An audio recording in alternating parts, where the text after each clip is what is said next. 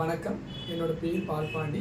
வயசு 28. நான் காந்தி மார்க்கெட்லேருந்து வரேன். நான் ஒரு பள்ளியில் ஆசிரியராக பணிபுரிகிறேன். எனக்கு நம்ம அப்டாமன் ரீஜியனில் ஒரு கட்டி மாதிரி ஒன்று இருந்துச்சு. அதை ஜென்ரல் மெடிசன் டாக்டர்ஸ்ட்டெல்லாம் நான் போய் கேட்டதுக்கு அவங்க சூடு கட்டி அப்படின்னு சொல்லி ஒரு சில மெடிசன்ஸ் கொடுத்தாங்க, டேப்லெட்ஸ் கொடுத்தாங்க, ஆயின்மெண்ட்ஸ் எல்லாமே கொடுத்தாங்க. ஆனால் அது எல்லாமே போட்டுமே எனக்கு ஒன்றும் இது ஆகலை.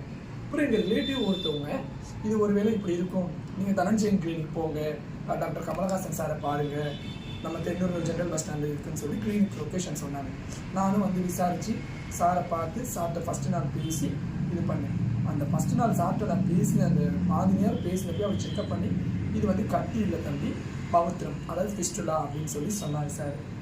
ஒரு நம்பிக்கையில், ஓ சார் இதுக்கு என்ன சார் பண்ணணும், உடனே சார் பவுத்திரம்னு சொன்னோடனே நான் பயந்துட்டேன். ஒருவேளை இதை ஆப்ரேஷன் பண்ணி வெட்டி எடுத்துருவாங்களோ இல்லை அறுத்து எடுப்பாங்களோ ரொம்ப பயந்தேன். பயந்ததுக்கப்புறம் சார் பக்கத்தில் எனக்கு கவுன்சிலிங் பண்ணார். கன்சல்டிங் பண்ணும்போது இதெல்லாம் ஒன்றும் இல்லை, நாங்கள் ட்ரீட்மெண்ட் கத்தி இல்லாமல் எதுவுமே இல்லாமல் நாங்கள் ட்ரீட்மெண்ட் பண்ணி ஆயுர்வேத முறையில் நல்ல மாதிரியாக உங்களை ட்ரீட்மெண்ட் பண்ணி கொண்டு வந்துடுவோம் அப்படின்னு சார் 100% ஷுவராக சொன்னார். அதே மாதிரி இப்போ ஃபைனலாக எனக்கு ட்ரீட்மெண்ட்லாம் முடிஞ்சதுக்கப்புறம் அவர் சொன்னதை செஞ்சுட்டாங்க. இந்த பவுத்திர கட்டி இருந்தப்போ நான் என்னெல்லாம் அனுபவிச்சிருந்தேன் அப்படின்னா, ரத்தப்போக்கு, சலம் வர்றது, அந்த கட்டி ஒரு நாளும் உடஞ்சி எனக்கு ரொம்ப வேதனையை கொடுக்குறது, இந்த மாதிரி நிறைய பிரச்சனைகளுக்கு நான் ஆளானே.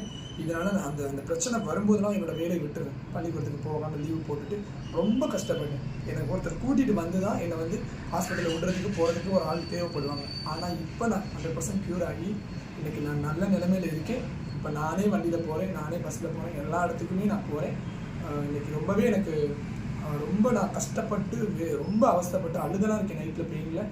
நான் டாக்டர் சார்கிட்ட வந்ததுக்கப்புறம் தான் எனக்கு ரொம்ப நல்லபடி பண்ணிவிட்டு க்யூர் பண்ணி இன்றைக்கி நான் 100% க்யூர் ஆகி நான் நல்லா இருக்கேன் அப்படின்னா அதுக்கு டாக்டர் தான் காரணம். இதுக்கு அவருக்கும் அவரோட ஃபேமிலிக்கும் நான் ரொம்ப நன்றி சார்.